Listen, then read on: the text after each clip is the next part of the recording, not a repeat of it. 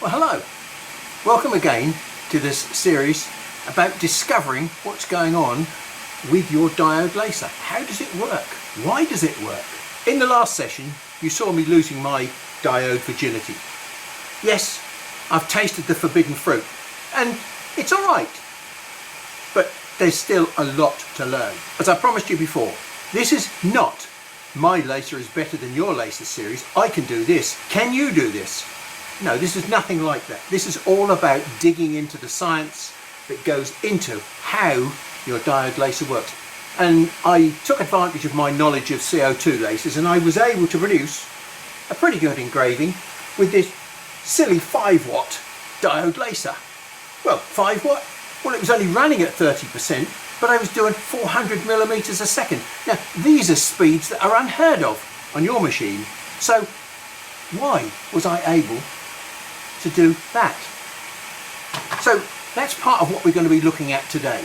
Maybe you skip through videos 1 to 3 because they were full of boring science stuff. Well, I'm afraid those boring science principles, as I warned you in those videos, are all very important principles that you need to understand what's going on with your machine.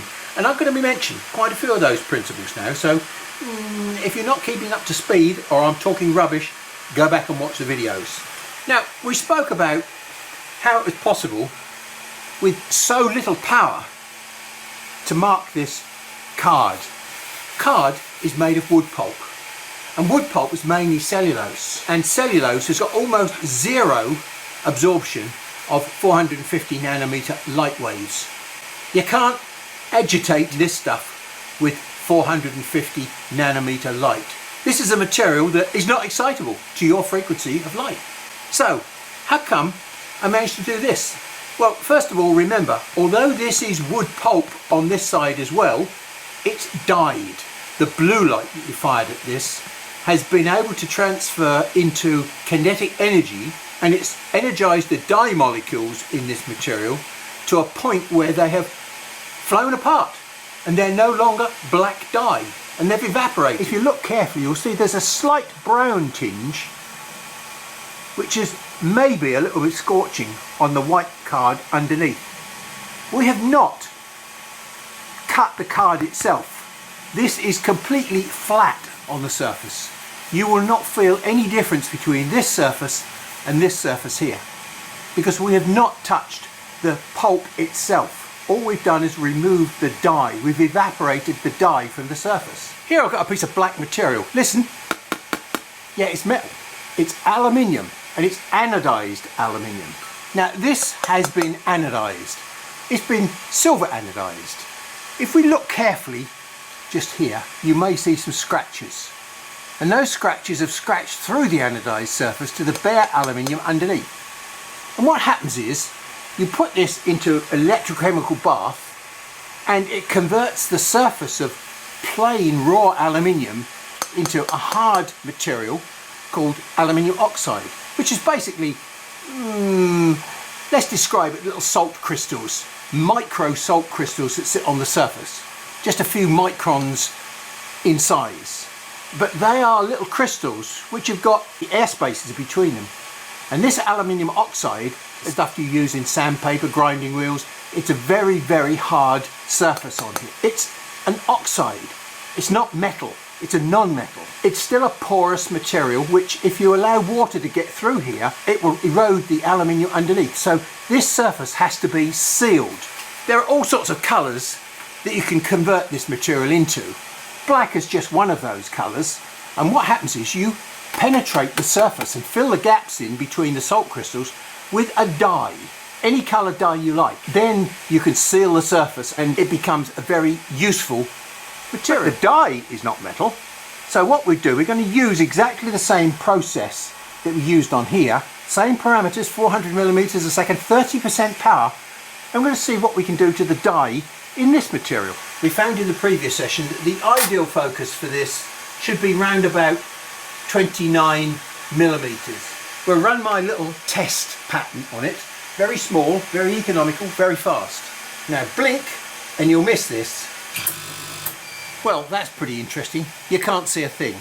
But fortunately today we can have a look at this instantly under my little USB microscope. Look at that. This has done a fantastic job of taking the dye out of the surface.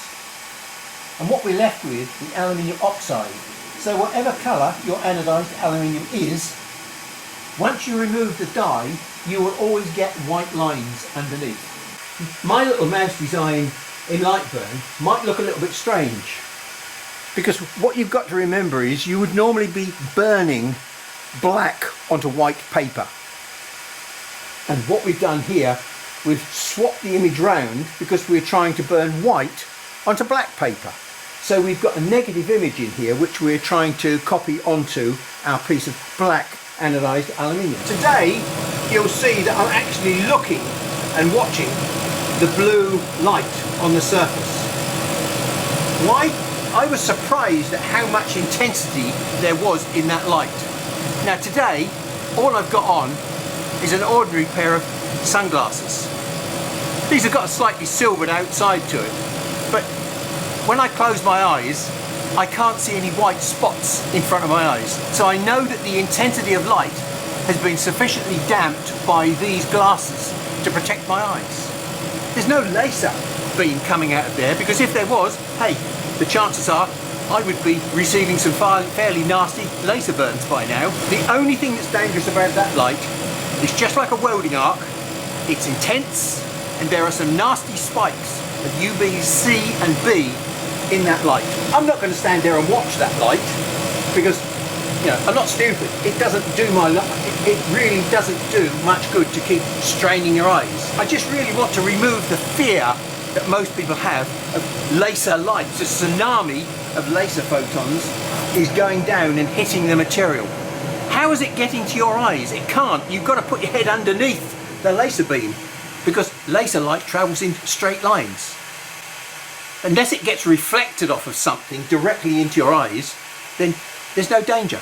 The only danger is the light intensity itself. That's done a pretty good job of replicating what we did on the black card. I've just removed the dye. I have not damaged the material. This is done with a special type of power that I'm able to use on the CO2 laser tube. If I was to put the power up to 60, if I was to wind this power up to 100%, probably I could replicate that lovely black and white density. So I've now put the power up to 80%. I'm looking to produce single dots. And if I turn it up to 99 or 100%, there's going to be no gap between the pulses. What I want is a gap between the pulses. So I've chosen 80% to make sure that I get a significant gap between the on and the off period, so that I can still produce pulses that are 80% power on. So there we go, look, just increasing the power, and we've taken a little bit more of the dye away, and we've got a cleaner black and white image. We've got some red paper here. Remember, paper, cellulose. It's not going to be affected by the actual laser beam itself, because it doesn't absorb any energy. The only thing that's going to absorb the energy is the colour dye in that paper. And why are you seeing red? It's because all of the colours of the rainbow that are red are being reflected to your eye. So where's the blue going? You're right, it's being absorbed. So therefore, if we try and engrave on this red paper, we should produce some marks on the paper, because the blue energy is being absorbed by the dye, not the paper. We'll leave the power exactly as it was for the black anodised aluminium, and we'll run the program again. Not the best image in the world, but hey, it proves the point. The blue energy absorbed, and only the red energy that's being reflected back to your eye. Here we've got a green card.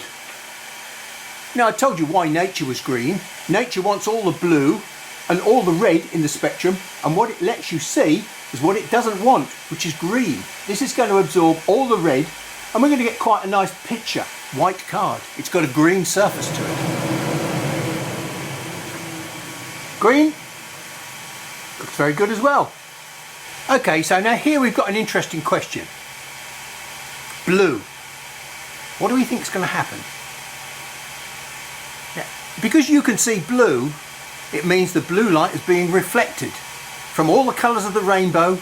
The one colour that that pigment in that dye doesn't want is blue, so it's reflecting it back to you. But on the other hand, there's another argument that you could make. Because that's blue, it means it's likely to be harmonically in sympathy with the waves that are being thrown at it, the blue waves. So it's probably, on balance, going to work exactly the same as all the other colours. And lo and behold, it did. So, who said this colour science was very simple? So while that's going on, look. There's the green with a brown background. And there's the blue with a white background. So the blue has been a lot more efficiently vibrated than the green. And apart from the fact the paper is soft and it's very floppy and it went out of focus, that produced a reasonably white mark. Still not as efficient as the blue, but hey, it's still as good material for us to test on. Okay, well, I'm going to use my blue card now, and I'm going to try and see if I can profile the beam as it passes through the focal point. What I want to do is to establish whether or not the focal point, 29mm we've got this set to, is actually an intensity focal point. If everything is passing through the focal point, then as I change the speed, it should make no difference. The lines should all be the same width.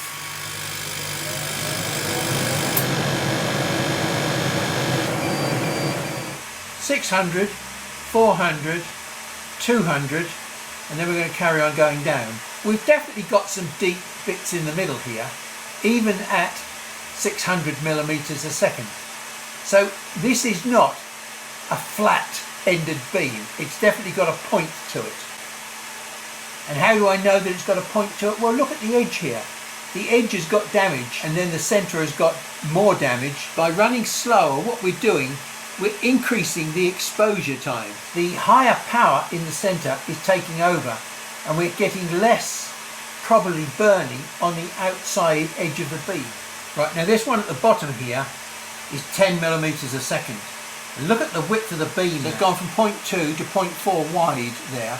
And the other thing that you can see is I didn't get the intensity focus correct for 10mm a second, because you can see a bevel on this edge. Can you see that? So the focus has changed from the surface to something different. It's gone into the job by approximately maybe a millimetre, half a millimetre, so it needs to be set to maybe 30mm to get this bottom line correct. So the one thing that we can say is that this beam is not a flat-ended beam. It's got some sort of blunt Gaussian distribution to it.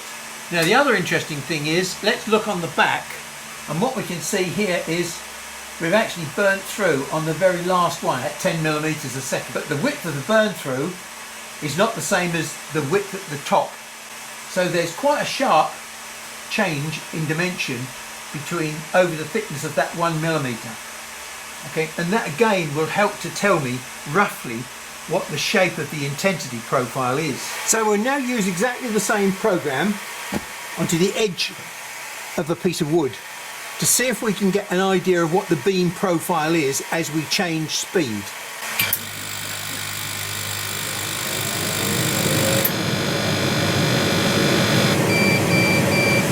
Well, we can see what the exposure time is here, because look, 800, 600, 400, 100, 80 is starting to be a line, 60, 40, 20 and 10. So only below 100mm a second are we getting some sort of marking. But you'll notice that the marking gets thicker and thicker and thicker as the speed slows. Well, that's 3mm poplar plywood. I managed to cut that out at 100% and 2mm a second. Now the reason I want to do that is because I wanted to take that through to my microscope and look at it on edge like that. Although we were able to achieve a 0.1 by 0.1 spot for doing engraving, We were doing engraving at 400 millimeters a second. So what, you say? Doesn't that mean to say I've got 0.1 by 0.1 spot, which is near enough what they claim for this supposedly 40 watt laser module, but when you read carefully it's only a 5 watt laser. Now I couldn't find a specification for the one that I've got, but most of the 5 watt lasers are similarly claiming a spot size of 0.08. Now we know that the output from a diode laser is not round, it's not square, it's elliptical. So it requires a lot of optical effort within this module to produce a square beam. And look, they even show you what the beam is. Well, I don't think that looks very square. It's showing clearly an intensity profile here where the center is very hot and the outside is dropping off. That looks like just a slightly modified elliptical output. What can you believe about advertising? Not very much, especially if it's from China. What does actually spot size mean? Well, if we go back to the lens manufacturer, they'll tell you that the average spot size for a lens is here, look, 0.075. Well, that's a coincidence, isn't it? And look, it's a 1.5 inch lens. Remember, the air gap was roughly 30 millimeters, 29, 31. It was difficult to tell. It varied depending on the material that I was using. But say 30 millimeters. Well, that gives me roughly another 8 millimeters because it's 38.1. So that gives me about another 8 millimeters for the lens to be up inside the unit. From all guesses, I'm very confident that we've got a 1.5 inch lens focusing our beam down to a spot, which is theoretically 0.075. This is a good enough number for the Chinese to use, isn't it? It's got nothing to do with reality, but hey, that's what the lens manufacturer claims, so it must be right. Well, even the lens manufacturer is not telling you the truth. This is a theoretical number based on light, not on burning power at the focal point, but on the amount of light of a perfect beam that passes through that spot there. Now, as I've already mentioned, that spot there is not what it looks like. It's not zero. Because if a lens is used the way in which it's designed, with parallel rays of light hitting the convex side of the lens, then the lens does not focus down to a perfect focal point. This section here over the center is actually focusing at further forward than what you might class as the nominal focal point there. How do you define a spot size? Is it here? Is it here? It's somewhere in this region here. But if we take a look here, you'll see that what we've got is a sort of a bit of a concentration of some of the light rays that are coming in from the outside. But those that are coming in towards the center of the lens are actually focusing out here at a different focus point. I'm trying to find out or estimate roughly what the shape of this beam is by the time it reaches this focal point and hits our material. The start point going onto the material was over here, but the beam came across here, it produced no burning at all, and then all of a sudden it slowed down to stop at this point here. And you can see as it slows down and decelerates, we get some burning, and then it stops, and of course at that point there the speed is actually nil before the beam switches off, so we get a deep burn. So that one there in the middle of the screen is 400, 200, 100. Oh look, we've got some burning taking place on our line now at 100 millimeters a second. So I've very accurately measured the width of those lines with my scale on here. So there we are at 100 millimeters a second. We've got a very faint line on the surface of our material, 0.04 wide. Wow, that's even better than they promised for a spot size. Yeah, but spot size is different to drawing a line at speed, which I'll try and explain to you in a minute. And now we get down to 80, and the line is getting a bit thicker. It's now about 0.12. And now at 60 millimeters a second, we're up to 0.2 line thickness. And then we did our final test at 20 millimeters a second, and look, the line thickness is now 0.4. So we've got a fixed focal point for all of these tests. We've got a fixed power, 100%, 5 watts, but the line thickness is changing. Why is that? Well, the answer is something called exposure time.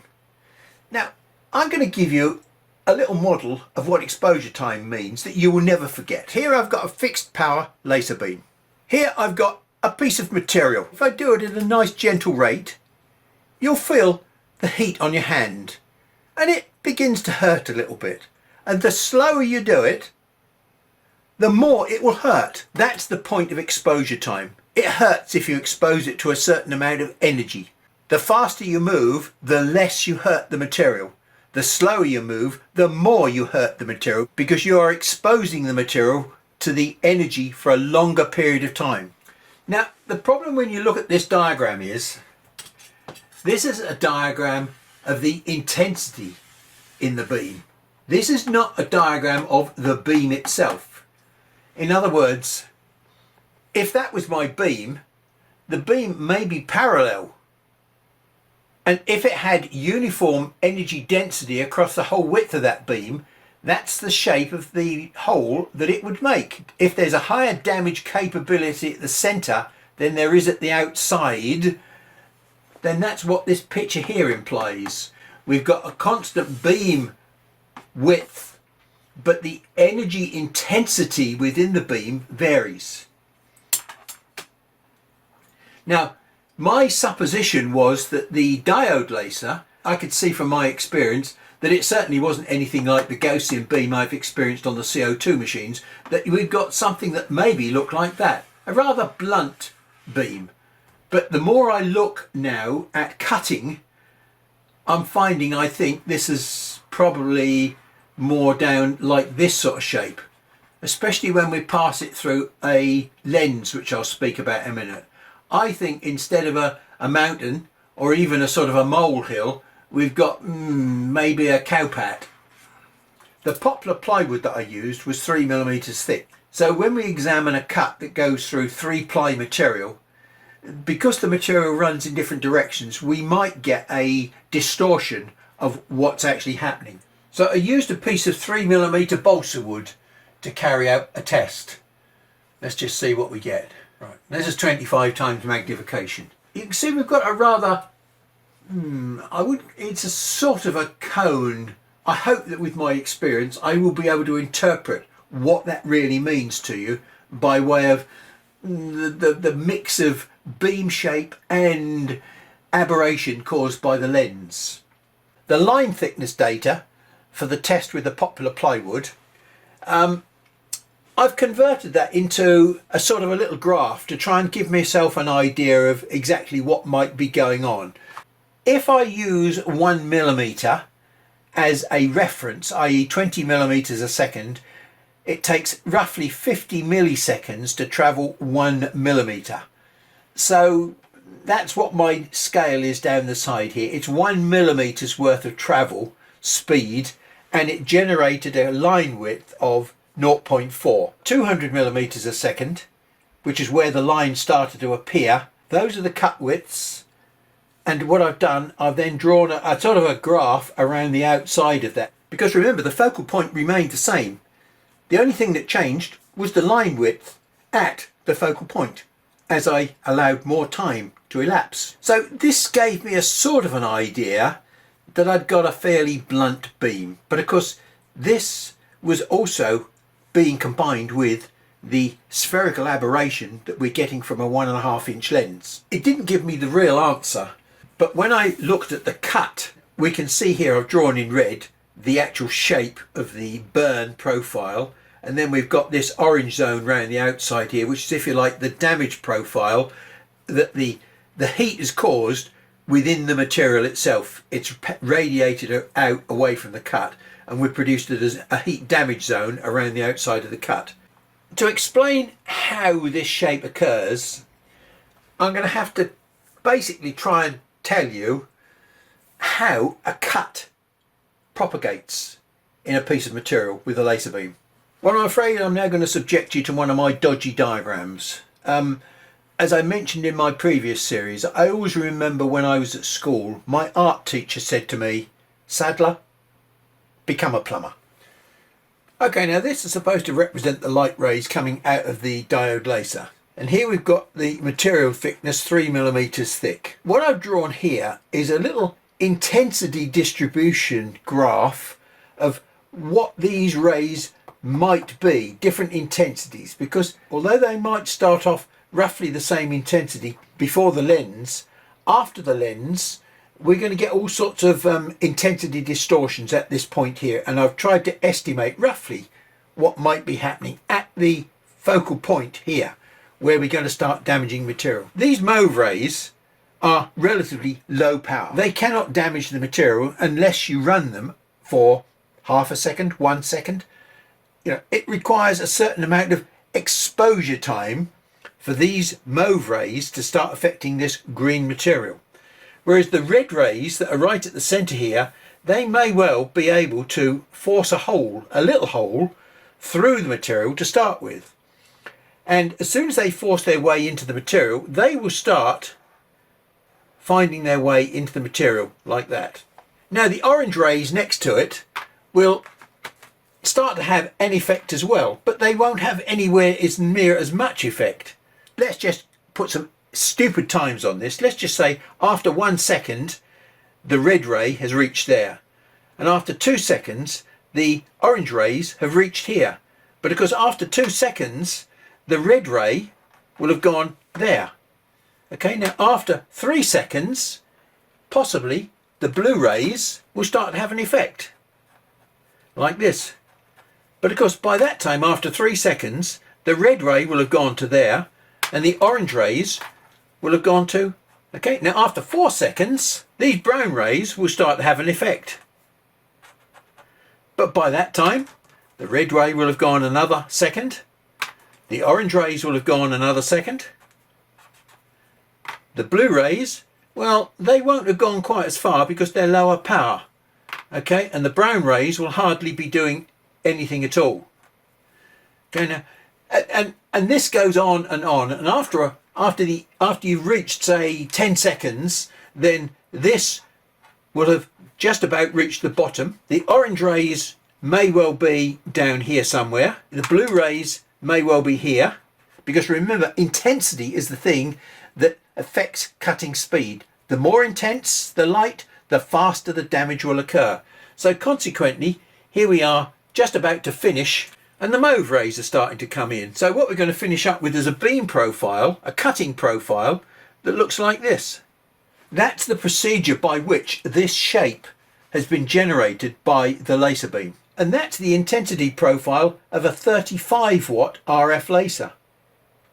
It managed to burn through that piece of 25mm thick acrylic in about 5 seconds. This is not dissimilar to what we're seeing here, but this is after the lens and it's only 3mm thick wood. But then again, we're only using 5 watts. And that's why I want to use this method to see how efficiently the 10 and the 20 watt perform at cutting. I'm fairly confident that the ridiculous spot size claims for both the 10 and the 20 watt laser are going to be just as way off as this 5 watt. There's one final set of tests that I want to do before I remove this head and have a check to see if I can find out what's happening inside here with the lenses, etc. In the early days of researching laser beams and lenses, I developed a little test that I called an energy density test. It was a nice little way of profiling the beam itself. I used this thin white card and I used a 25 millisecond pulse. Now we know that this is approximately 29 or 30 millimeters focus. So I'm about 15 millimeters into the material at the moment with my focal point. So we're going to gradually drop the table down. So in the past, what I was doing, I was swapping the lenses over and checking the beam profiles that were coming out each lens. We'll still use the same test to try and profile this beam that's coming out here. If I do a 25 millisecond pulse like this, what effect does it have?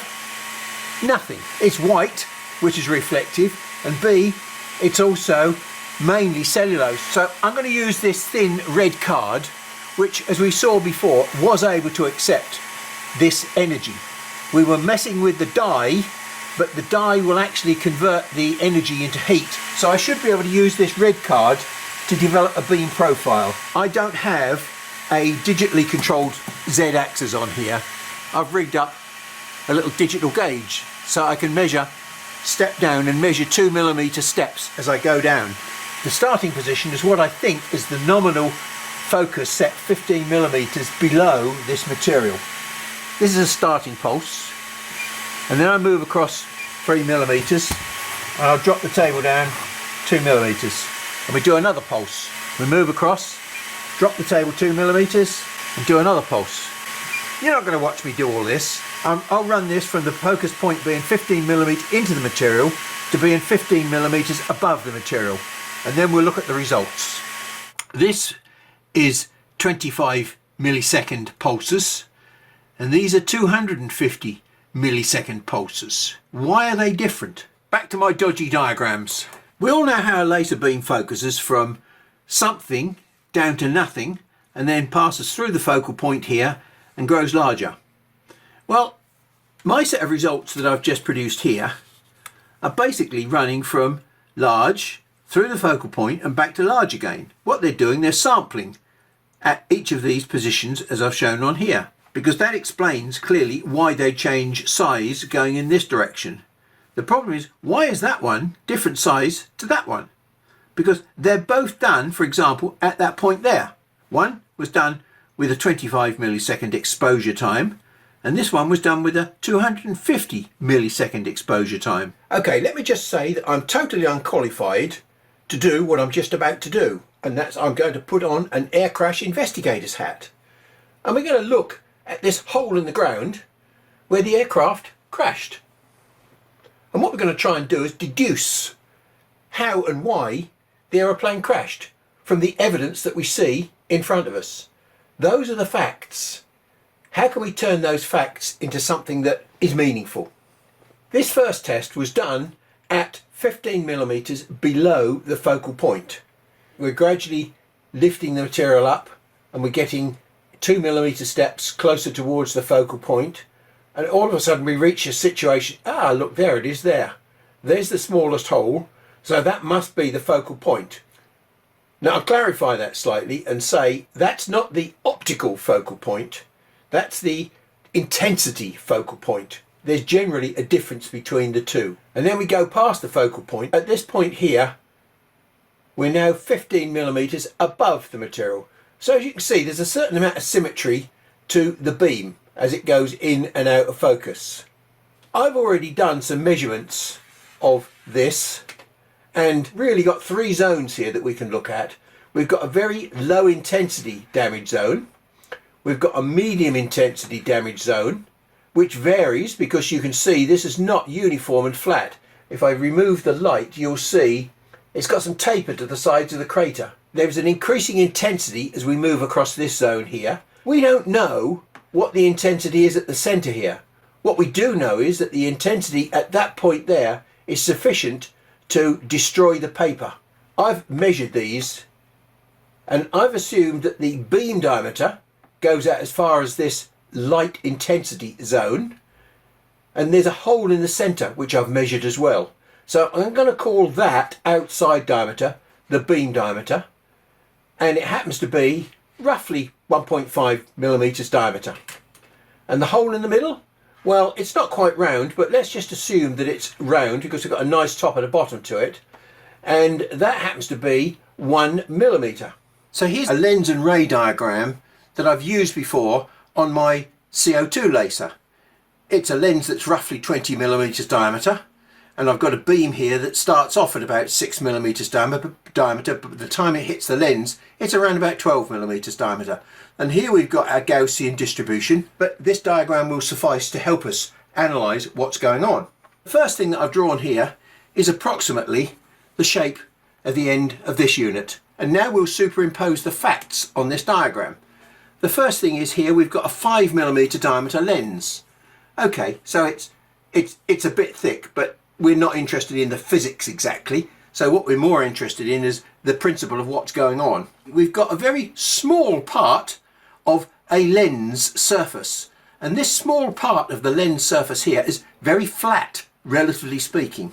I don't know exactly what's inside here, but I would think that it's a very simple plano convex lens as I've drawn here. We established that the focal point is approximately 31 millimeters beyond this face here. And the lens, by the time it's set back in, basically what it means is from the lens to the focal point we've got approximately 29 millimeters. The first sample point that we took was roughly 15 millimeters, halfway say, between the lens and the focal point. And the beam at that point was 1.5 millimeters diameter. We can work back from this point here. Light travels in straight lines. So we can make a simple assumption that the beam coming out of the lens is roughly 3 millimeters diameter. Now, because this is such a very small amount of refraction that's taking place on this surface here, we can project that 3 millimeters here and say that it's probably resulting from a 3 millimeter beam entering the lens. We can now push on towards the focal point. Because of lens aberration, somewhere in this region here might be considered to be the optical focal point. This red section doesn't actually focus until we get to somewhere about here. It's not too much of a stretch of imagination to assume that this lens in here is actually a 25.4 or 1 inch focal length, optical focal length lens, which is about here. A shorter focal length lens has got more curvature on the top and will produce more focusing effect on these beams at the center of the lens. Just to be clear, this red zone here is the hole that's produced in the material. Now, we know that the hole is changing size as we get towards the focal point, but it's a hole all the way from the focal point out to this first sample point here. The number of photons per square millimeter is sufficiently high at that point to damage and burn a hole through the material. Remember that it's intensity that causes material damage, not power. So this diagram is a fairly reasonable representation of the facts that we're seeing. We assume that we're going to starting off with a 3 millimeter beam here, say.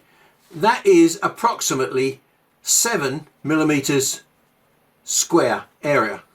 And by the time we get to here, we've got roughly 1.8 millimeters squared, half the diameter, and we've roughly produced a quarter of the area. So the photon density here is X, and the photon density here is 4X, because this is a quarter of that area. Intensity is the thing that causes material damage. The greater the intensity, the faster you can damage material. And as we move down towards the focal point, the intensity will become incredibly high. A beam at this point, it's more of what I would call a top hat distribution, because if we look here, the only intensity profile that will fit the damage that we see is this, what I would call almost a top hat profile.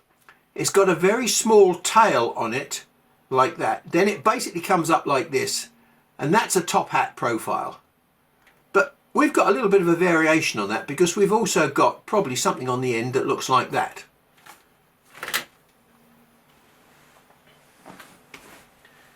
And we can follow that profile down. Look, here's the green section, right, which we know is a fact. And then we've got this little tail here, which is the bit that's probably removing the dye. And remember, this is not the beam. This is just the intensity profile in the beam. The beam is this thing. It's parallel. The light intensity is varying. It's not uniform across the whole beam. Okay, so it's a weird shaped intensity profile that generates the results that we see. Let's go and look at this in a bit more detail. Here we've got a constant energy density. Here we've got a material with a constant damage threshold. If I move slowly across the material, i.e. the exposure time is high, then I will damage the material because I will exceed its damage threshold. And those are the three factors that we need to look at when we're damaging material. Now we've already seen that as we focus the beam, we're increasing the energy intensity. So the point is, at the focal point, we've got an incredibly high energy density. Now the time is the amount of time that we allowed the energy density to hit the surface. And the surface was damaged because of a certain damage threshold that was exceeded. We've got a surface here, and we've got a beam that hits the surface that's that diameter. Unlike this beam of energy here, which appears to be constant, that's not how your diode laser works. I was switching the beam on and off with the square wave like this at the rate of about 4,000 cycles per second, hertz. So it meant that every one of those, I had the laser beam switched on full power, but not for a full period of time. It wasn't on continuously. In the case that I was using here, it was 4K at 80% power.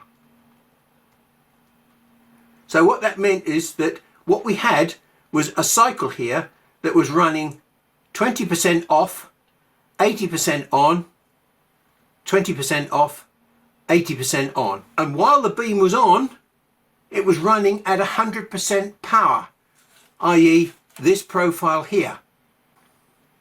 So 4,000 cycles a second, and I exposed this material for a quarter of a second.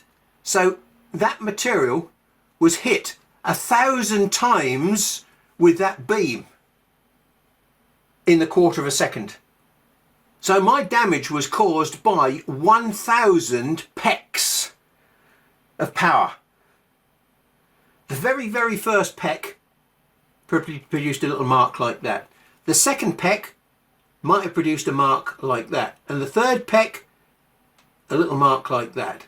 And so it went on and on and on until we reached the point where what we had was a zone of damage which was effectively like this. It was just marking the edge here, and then it was moving in down a cratered wall, marking the edge, a crater wall, and then we dropped off down the middle here into a hole. So if 1,000 pecks is 250 milliseconds, then 25 milliseconds, take the naught off, and we're down to 100 pecks. That's the reason why we're getting a significant difference between the 250 milliseconds and the 25 milliseconds. At 25 milliseconds, we're only ever allowing that little bit on the end there to have an effect. Whereas at 250 milliseconds, we're allowing a lot more time, and we're able to produce a damage which is that big. The principle of what happens here after the lens is unlikely to change very much at all. A lens is a lens, and all a lens does is to concentrate the intensity that we see here down into a greater and greater intensity to damage the material. How do we get more photons into this beam so that the energy density, the number of photons per unit area, can increase at the focal point, which will allow us to do more damage?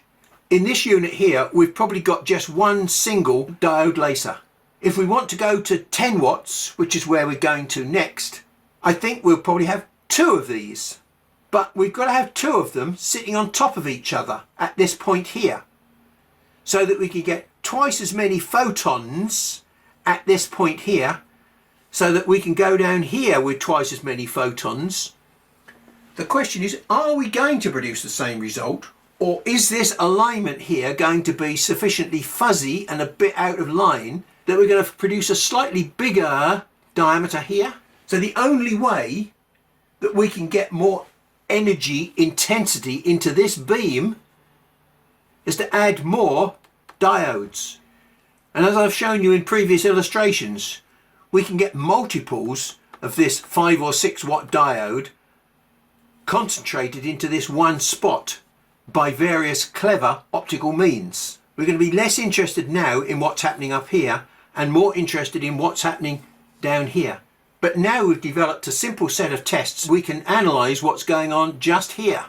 So now I've carried out my initial test work on this unit. I've taken my backplate off and we look around the unit and we see, well look, there's a couple of tapped holes on the side here, but they don't do anything, they don't go anywhere, they don't hold this lens in, and actually I can see on the face of this lens that there's a little bit of damage, muck, I don't know. It is just a little bit of smoke damage or something, debris on there. When the laser beam hits the surface of the material, there is a squirt of debris, fumes, that goes up vertically almost. So this will certainly not keep any of that debris away from the lens itself. When I look across the surface of that lens in the light, it is a flat lens. It may be just a simple plano convex lens. So let's see what happens when we take these 4 screws out. Can't be anything disastrous because it's just 4 screws. We'll try and take the whole lot off in one go, which we can't do. So we have to take the screws out. And 2 sets of wires. One set of wires is going to driving the fan, and the other set of wires is driving the laser module. And I can't be sure how the laser module is fixed in there. It certainly doesn't want to push out. But what I can see is some grey gunk in there. But when I take this grey gunk out, that's heat transfer paste. Well, I'm afraid after a little bit of fiddling with all sorts of bits, I look down there, can't really see what's going on, but obviously they don't want me to take it apart. Although my initial inspection gives me the impression that it is a zinc selenide lens, when I start looking into the detail of zinc selenide, which I've done many times before for CO2 lasers, it's about 70% efficient at transmitting light. So you'd think, oh, that's rubbish for a lens, 70%, but that's not true. This is the raw zinc selenide. The crystal structure of the material reflects 30% of the light. But what they can do, they can coat the lens and they can promote the transmission efficiency up to probably somewhere in the region of 95% plus. And in fact, some claim 99%. Then we look down here at the lower wavelength spectrum and we get down here to where you are, which is 450 nanometers. And all of a sudden its transmission capability is 0. Everywhere I look, I find that the transmission capability of zinc selenide is limited to about 600 nanometers. Logic says that the lens in that diode laser cannot be zinc selenide. So let me go and look a little bit further and see if I can track down what the material might be. I had assumed that it was a clear glass material that was used for lenses in a diode laser because, hey, clear glass transmits blue light. And so you can make a lens from clear glass. Okay, it may be a special type of glass, but it's still basically a clear glass. But it appears that this yellow lens might be, and it's the only material that I can find that is yellow, is something similar to zinc selenide. It's called zinc sulfide. And that has a transmission capability down to 400 nanometers. So that is definitely a possible lens that I'm seeing in this diode. You're going to leave me with the problem of putting all this back together again now. So yeah, I'll leave you and catch up with you in the next session. Thank you very much for your time, and we'll move on to the 10 watt laser next time.